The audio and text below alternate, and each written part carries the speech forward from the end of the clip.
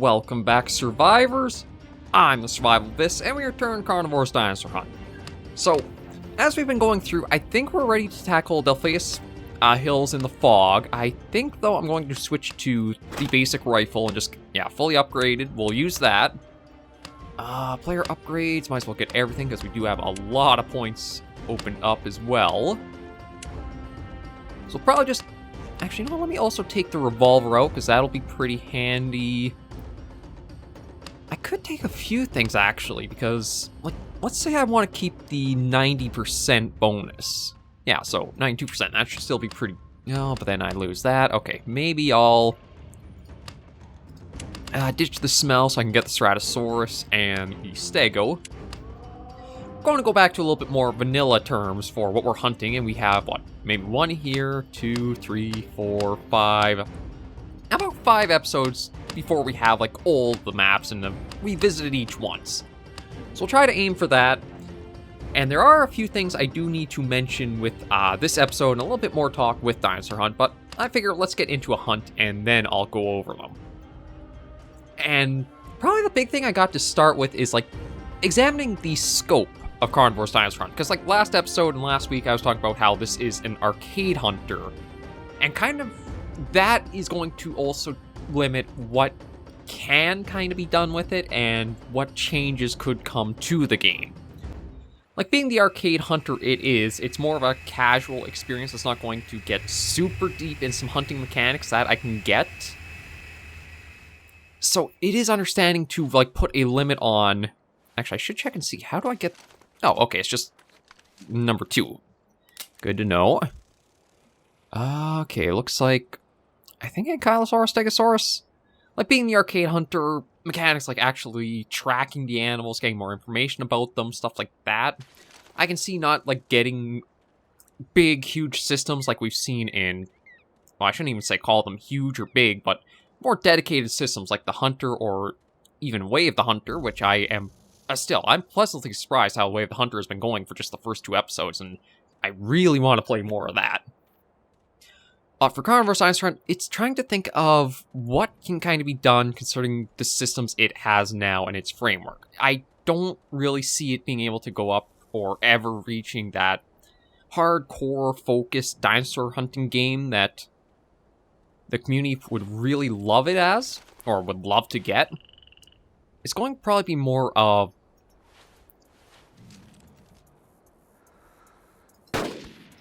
Probably try for our first dino there. Oh, and a trike ran off. It's going to keep pretty much, I see everything in place for Dinosaur Hunt just staying as it is. I just don't know if we'll get that much new content because of some things regarding it, so...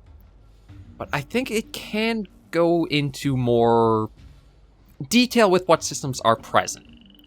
Like, I don't see the tracking getting anything like little nodes you can follow along, or anything more than the game already has with, like, using the... I guess, like, little hunting modifier where the tracks have the little node, or, like, the little floating icons with them. There's not going to be anything like, you know how long ago this track was left, you know, by what species exactly, weight, stuff like that, you're not going to get info to. I see the game is basically probably going to be stuck with what it is and we're seeing right now of it. The things that I do, though, think can be adjusted and tweaked are things like the animal's AI and a few of the ways some of them systems work out. Like, in the comments with Danger Floof going over, because the expertise there is definitely on a more focused, hardcore, in-depth hunting simulator, which is not Dinosaur Hunt. Dinosaur Hunt is a arcade hunting game. And there's things like, okay, well, their non-lethal mode doesn't make sense to have is, like, in a hunting game of sorts. And if you do apply the real logic, yeah, non-lethal, tranquilizing rounds, stuff like that, they are super, super finicky and very, very limited in their scope. But I can overlook all that to have because, I mean, it's something that just allows for different gameplay. However, it doesn't actually allow for different gameplay. And that's the problem that Dinosaur Hunt kind of has, is the gameplay doesn't seem to have much changes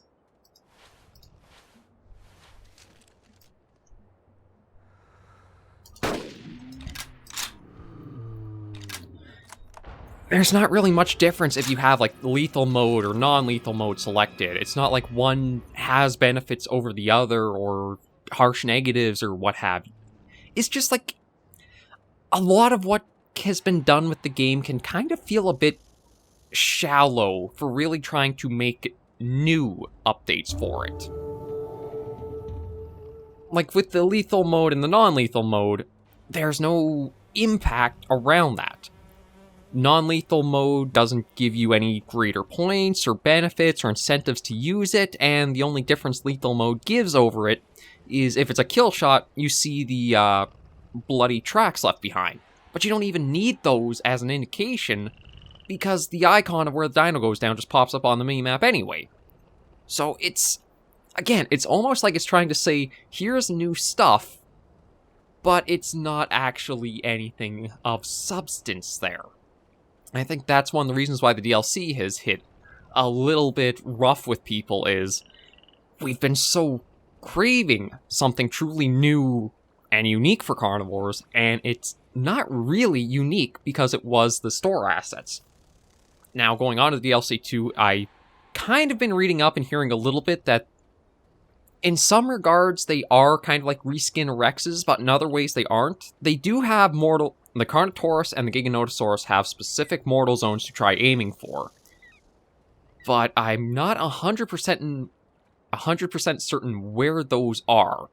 I don't think they're the eyes. I think from the sounds of it and a comment or two I've read, the Carnivores is more around the snout and the nostrils, and the Giganotosaurus might actually be around where its ears or, like, behind the eyes. I'm not 100% certain. There's not really a way in-game I know to look it up, and that actually brings me to an idea of an update that could be helpful for that, but I'll get in that in a moment. Yeah, so there is a little bit of trying to play around with different mortal zones to make the animals unique in different hunts, and I think that's probably the best approach for an arcade hunter like this. You're not really going to have that much difference in terms of, like, weapon calibers and ethical matchups for weapon caliber to dinosaur type or size. I don't think we're ever going to see that in Dinosaur Hunt. So the different mortal zones is probably the better route to be taking with the game, but there does have to be some means and manner in-game to know where you've got to try going for the mortal zones, besides just going in, dying a lot, and try, fail, till you might find a pattern. And I think the way they could do that is actually by expanding out the firing range a little bit, so you can actually choose what dinosaur is represented on the range you're going after. Like right now, I think it's just the Stegosaurus silhouettes that go back and forth along their tracks. But say you could change out for any of the dinosaurs you choose. You could choose the Carnivores or the Giga or the Rex, and those silhouettes will show you where the mortal zones are you want to try aiming for. It's a little bit of a subtle, here's your information in-game without directly spelling it out in a menu or something. That just kind of takes away from it a bit. And that also gives you more reason to actually make use of the firing range too. Because I don't actually think there's any use the firing range is going to give you in-game. Maybe if you want to test out the revolver to see how, like, it sways so much, or perhaps you want to get a little bit of an understanding of how much lead to give on your crossbow shots, it doesn't have much purpose it serves. But giving it so that way you could change the type of dinosaur in the ranges, so you can see and get a feel for where you want to try aiming on each individual species, that might flesh it out and give it more of a purpose that it should have. I don't know if that's actually a big stego or it's just like the illusion, because that's 4.98.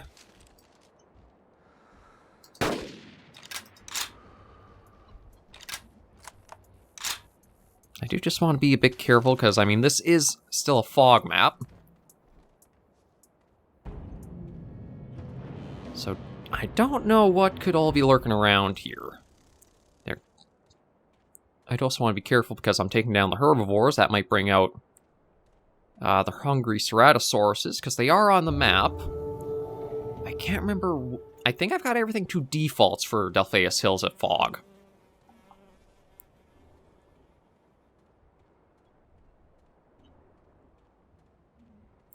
So I do want to be careful just as I'm taking things down, taking shots.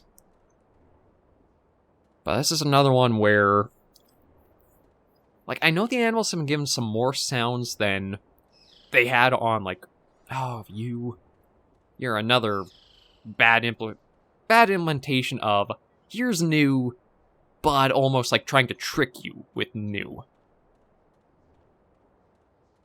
I think they are probably one thing, or, well, it's just you, because I think the Pelican Mimus actually has its AI broken where it won't wander. It'll go for, like, as much as there's, like, a trigger that, okay, you're here, it's going to run and stop, and as long as you don't trigger it again, it will not move at all.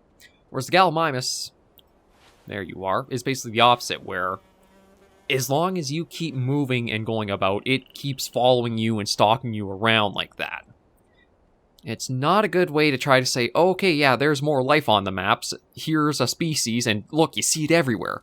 You see the one individual, because there's only the one individual stalking you every hunt. And that wears off very quickly that that's happening once you pick up the pattern with it.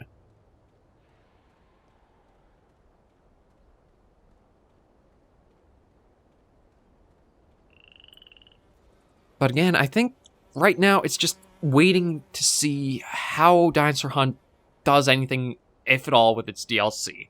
I gotta admit, if they don't do anything, like they don't try to give unique textures to it, they don't try to put Carnivores feel onto the DLC content and just try to push something else that's paid, I'm probably going to be dropping Dinosaur Hunt just entirely. It's been a very long time the game has been out. It's come out in various versions over the years. And, I mean, I can appreciate them trying to put these new spins onto the systems and things that are in place. But there's still a point where it feels like it's just kind of empty compared to a real focus to do new and better with things. It's a stance that I just kind of keep running into that I can't really avoid the more, again, just seeing the content, catching up on these interesting tactics, to just try to put it one way, and how that's playing out. Oh, you're not a shrub. Okay, we'll see if we can sneak close and take that down with just a nice, easy, long shot.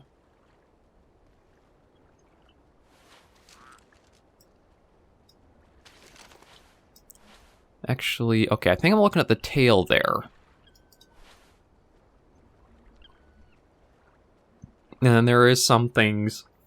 I mean, it does make sense, Arcade Hunter, you get these, like, red circle notifications for when you're pretty close to something.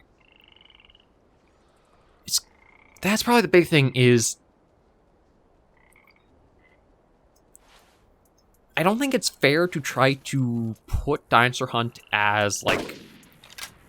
it's going to get super deep and expand into be a true hard hunting game with what the scope of it really is. There's got to be a little bit of understanding, okay, this is as far as this game's reach can be.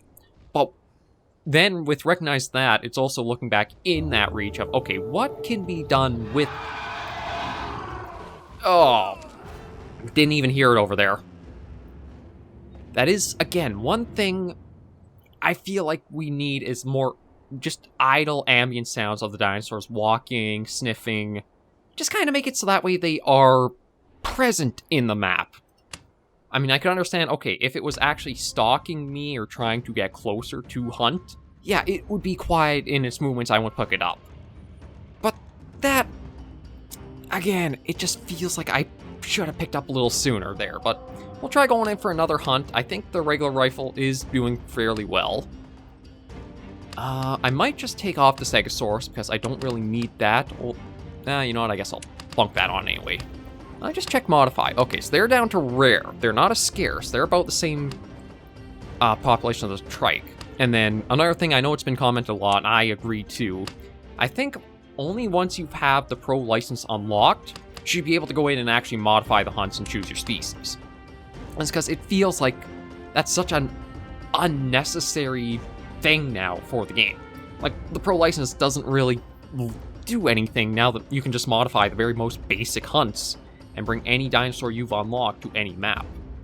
At least if you have to unlock the Pro license first to open that up, it kind of has the incentive there of, okay, that's a big endgame goal to really customize and do whatever you'd like with.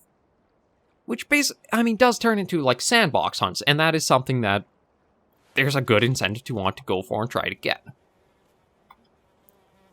Okay, so you're, I think, the Gallimimus, aren't you? Oh no, you're the Pelicanomimus. I know the Gallimimus is somewhere out here. Yeah, let's follow this guy for a little bit and see. Okay, so it's gone to there. I think this is actually where its AI is going to just, like, stop and freeze. No, it is going to keep going. I'm curious. Let's just follow it for a little while. The Gallimimus is going to show up somewhere behind us, I know that. But see, this one a little bit feels like it's good ambient AI. The only problem I have is that it doesn't seem to, like, wander on its own. It almost goes till a stopping point. Oh, no. Well, it does play its idle animation pretty frequently. Yeah, almost a little too frequently. And then once it triggers, it does...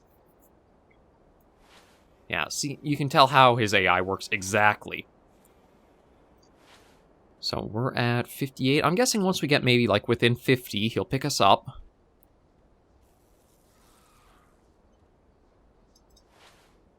Okay, yeah, so, like, somewhere between the 40-50 range, he automatically picks the player up, goes dashing off for a bit, comes to a hard stop, and then just, like, stops and idles.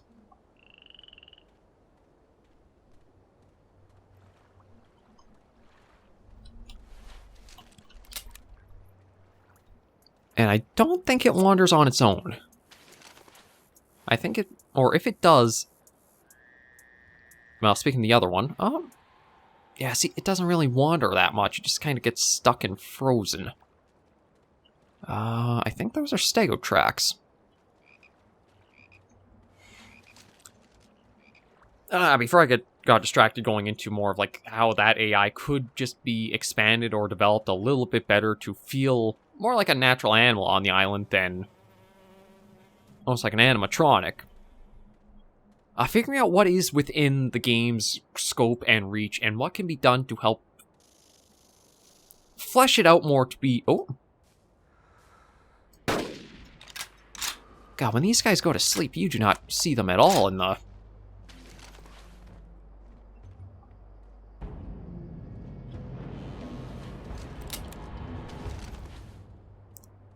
And then there's also things too, like the music sting for...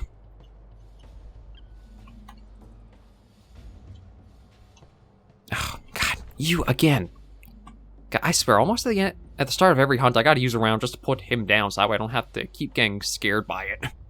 It's not that it's terrifying or scary in its own, it's just that it's such a little, like, jump scare that you're on the lookout for bipedal carnivore. And aside from the parasaur standing up, the only bipedal things are the ambient that keeps stalking you, or...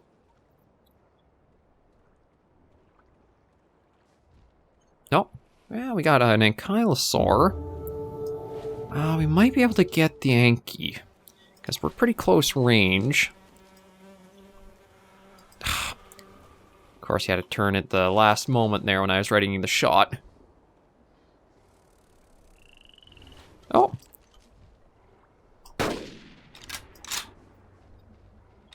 We'll see if that puts him down. The Ankylosaurus have always been one I've had a little bit of a tough time putting down.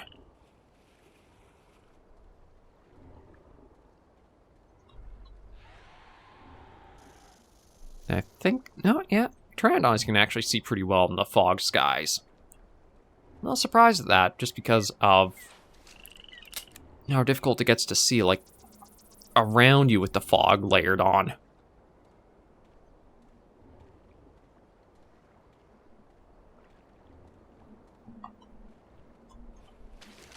But then another thing about the AI and a change I'd like to see is don't make it a guarantee, like, if you take a shot on a carnivore, it's going to have, like, the heat-seeking missile effect after, like, the initial shot wears off. That's one thing the game is fairly notorious for.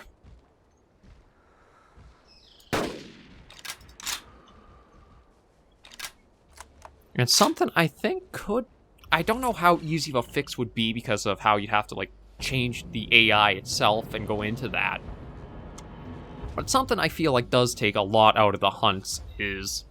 if you basically take your one shot on a carnivore and you don't get the kill, it becomes you're not going to get a second chance to put a better shot in. It's going to be you're going to have to defend yourself because it's going to rebound and come right at you.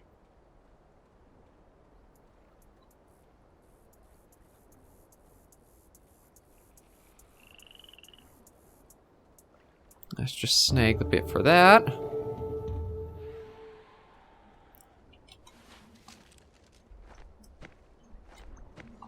I do want to be careful because, again, these are all food sources that...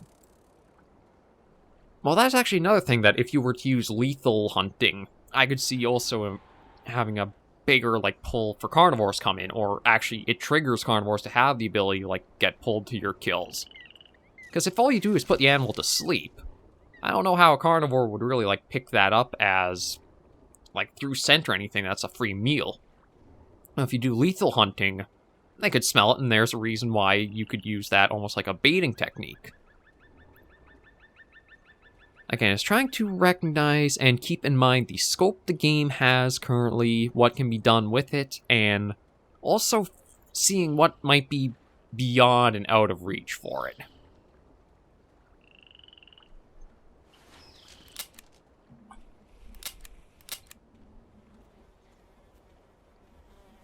It's a very tricky thing to try to figure out the balance in map 4.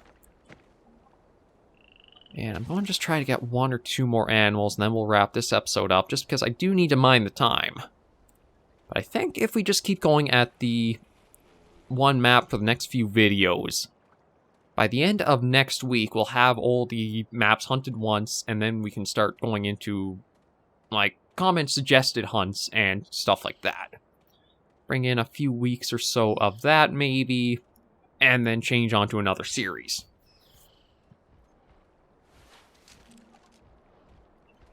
No. Like, there are some really cool aspects of Dinosaur Hunt, such as just, like, seeing a tricure walking in through the fog. Oh.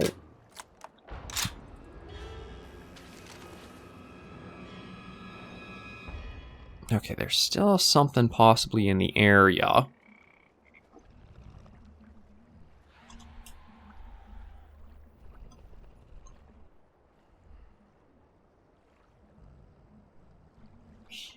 I want to watch, just because I think the most dangerous part is going for what you put down.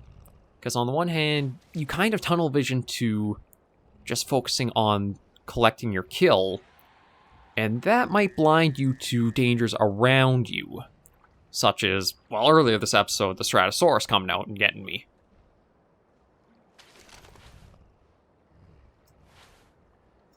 I'm not really seeing anything like movement of a Strato in the area or coming close. Oh, never mind.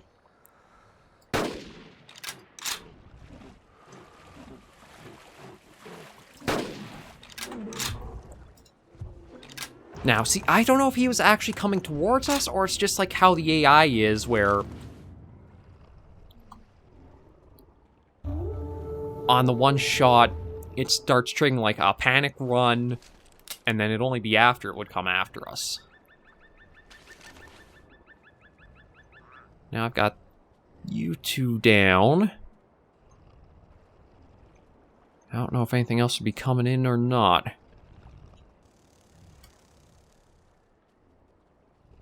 Like, there's still definitely some bits where Dinosaur Hunt shines with the experiences you can get.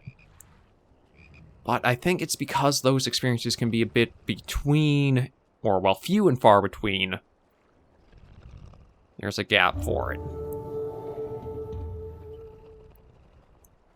It really is an experience where I think you'll probably pick it up once, play through the game, and then just kind of be done with it. There's not really too much replayability unless you're trying to go for bigger numbers or sizes for the animals.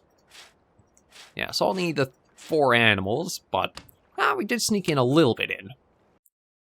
I think that opened up one of the last 2 maps to go. Yeah. Okay, so that was Delpheus Hills in fog.